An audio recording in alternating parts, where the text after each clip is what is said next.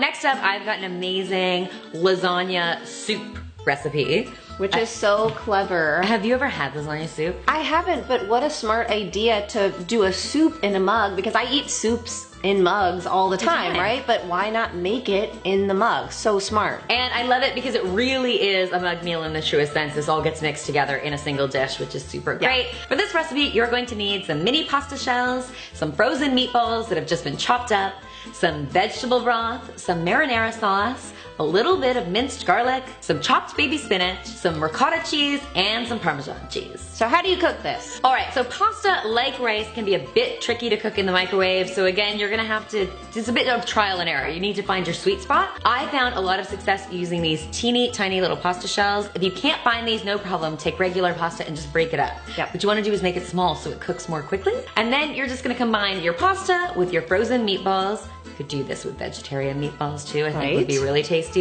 Then you're gonna add some vegetable broth and some marinara sauce, a little bit of minced garlic, stir it all together, and then into the microwave it goes. I cooked this on 70% power for between 5 and 6 minutes. I did it a few times and times do vary. What you wanna do when it's done cooking is take it out of the microwave, you stir in your chopped spinach to start it wilting, and then you let it sit for 3 or 4 minutes. So how clever, because those frozen meatballs can go in completely frozen and they're going to defrost, thaw, and cook. They're already cooked and frozen completely. So it makes your life so much easier, and you don't have to do anything to that spinach because the heat is just gonna wilt it away. That's amazing. It's super great, and the recipe is so simple but so flavorful.